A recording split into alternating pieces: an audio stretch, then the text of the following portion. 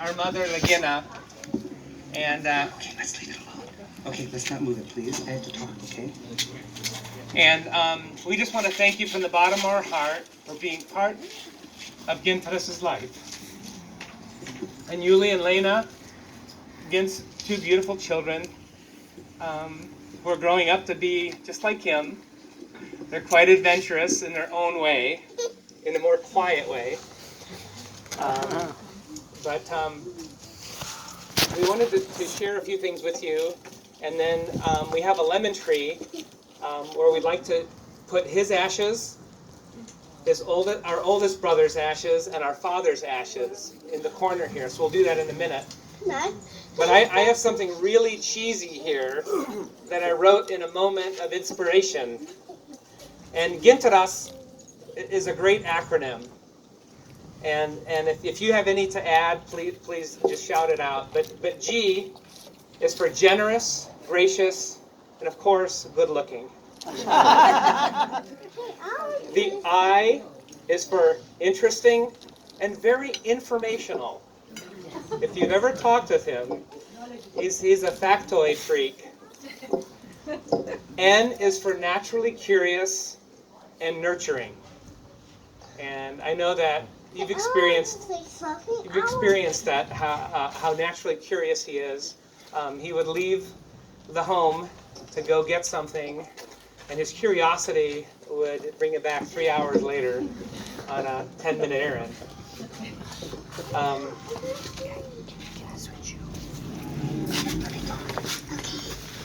We're at T now. T is for talented and tolerant. He was very tolerant and accepting. He would talk to anyone, anywhere, and really, truly accepted them.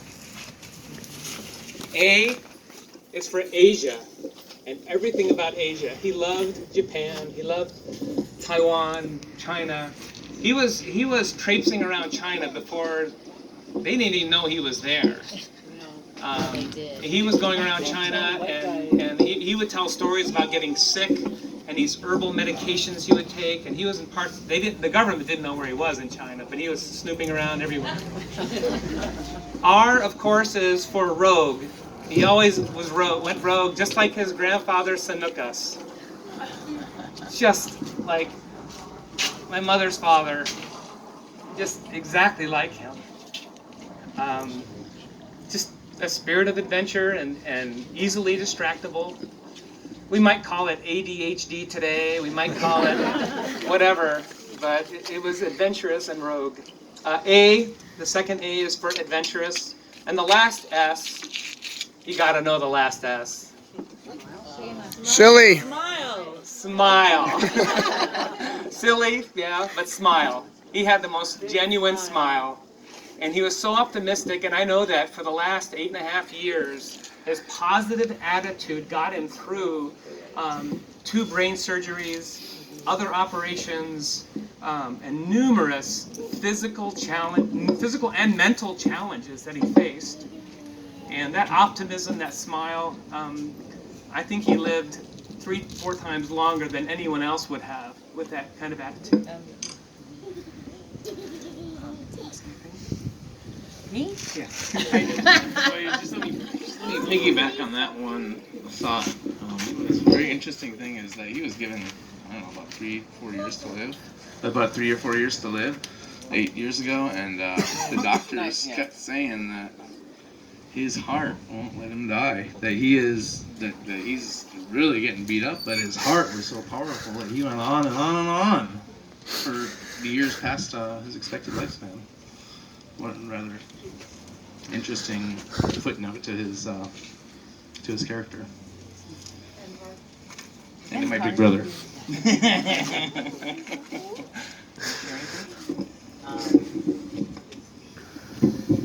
I just have little. I didn't really think about this because I was busy doing everything else. Oh yeah. Keeping everything together. But I do have like a little story because Gint used to drive me crazy. Absolutely drive me crazy. In 1979, that's when it started. We were in Europe. and we were traveling together in the summertime. We'd already had a semester at school in Rome, but now we had the summer to travel together, and I was in charge of the money. We had about $10 a week between us, and I had the American Express card. And we were in Madrid. We had met up with other travelers. I hated Madrid because I was blonde and I didn't have a lot of clothes with me, just a little tiny backpack. And my favorite dress was backless. And so people were petting me all the time. And we were traveling with this girl from Australia who was a petite blonde. And we were like, we got to get out of here. Where's Ghent? Where's Ghent? Where's Ghent? We're at the youth hostel. I leave him a note. I said, Ghent, we're leaving. We're going to France. And we're taking the 6 o'clock train out of the main station. And you were supposed to be here an hour ago. We're leaving. And we left. We got on that train. And we're like, okay, he doesn't have any money. We're leaving. The train starts moving. And he's running down the platform with his backpack. And he jumps on the train. And that's when I started drinking.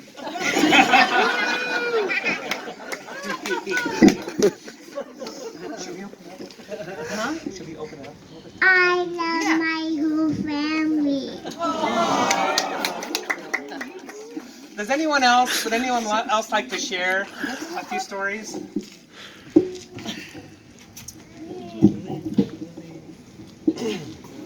Don't be shy. Okay, Indra's got one. Indra, this will get us all moving.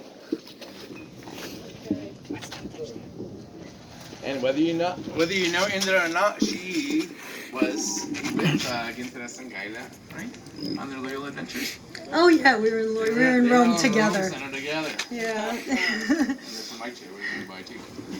So anyway, Ghent, oh man, this is awesome. Look at this group. Ghent, this is probably a story that everybody would tell about Ghent, but I'm going to tell it.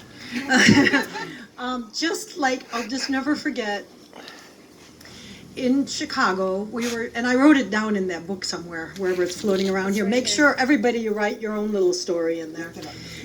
Yeah, this leather book, it's really important, so the future generations will know who Ginatars is through us. Anyway, and his children will have lots of stories. Anyway, so we were walking down I was in Lincoln Park. It was along the lakefront, and it was like where this golf course is, and I'll never forget this vision.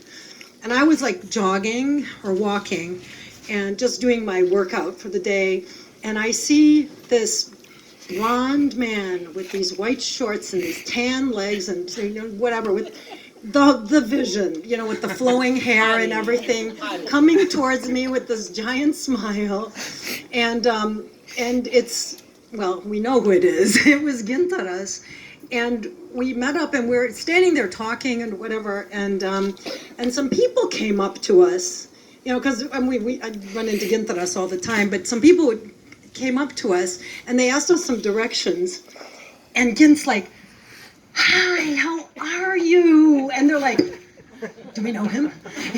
Like, do I know him? Where do I know him from?" And that's what he would do with people. And they talked for probably about 10 minutes, and I'm like watching this, just going like,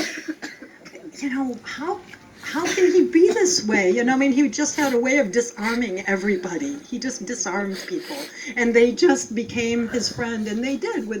After about a 10-minute conversation, they were like best friends. And I don't think he ever saw them again, but that's just the way he was, and I just won't forget that ever. And then there's just one other really quick one. He was staying at my condo in Chicago, and one time I came home and I was on the 26th floor, and I hear singing coming from down the hallway after I got off the elevator, and there's this singing, and I open the door and there's singing going on, and I hear the TV in the vanity of the bathroom. It's like a little separate room outside the bathtub area, and then he's got the TV set up in the vanity area, and he's taking a bath, watching TV, singing. And this is Ginatars. This is him, just one after another, these kind of stories. I'm gonna miss him a lot, but I do know that he's up there and I mean, and looking down, and that smile is looking at us all the time. Thank you.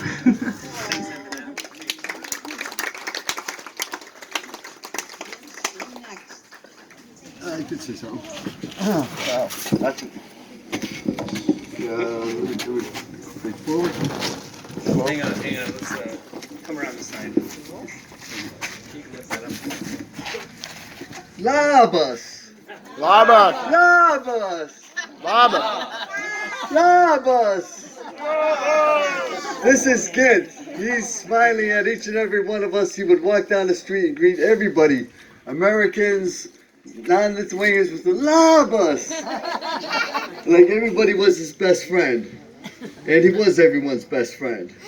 And I had the really good fortune to meet him and his family and Dobie and everybody. This is a really, really wonderful family.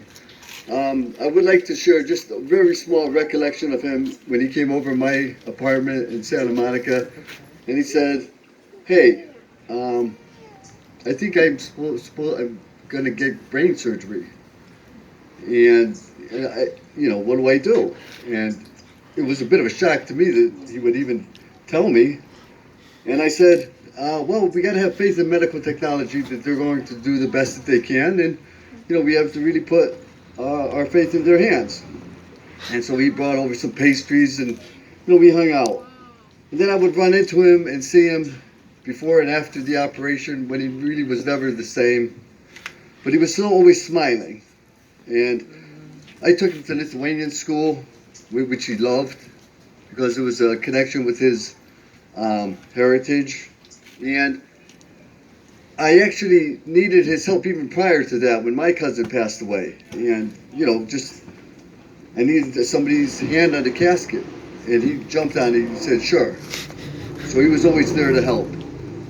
And I guess the only really thing that I can show what a great man Ginatars was, because we all laugh about him being so fun and easygoing, and there's a joke here and a smile there. Towards the end, there was this concert in Santa Monica. It was really unique. It was underneath the parking garage. One of the music teachers from Malibu High School where I worked invited me, and it was like the Gay Men's Chorus of San Francisco, and everybody's underneath the parking garage, and it's really happening. So me and Tony and Gint are there, and Gint says, hey, I have to go check where Elena is, his daughter.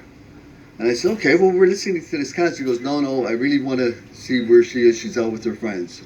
So we left the concert, and we went outside, and I guess either on radar or telephone, he got in contact with her, and he wanted to make sure that she was okay. And the same thing with Yuli. He was always concerned about him getting a job and being successful. So I just want to tell you, Ulysses and Elena, how much of a great man your father was, and really above and beyond everything else was how much he loved you two guys. So Achu Gint, and thanks again for everybody being here, and let's carry it forward, pass it on. Thank you very much.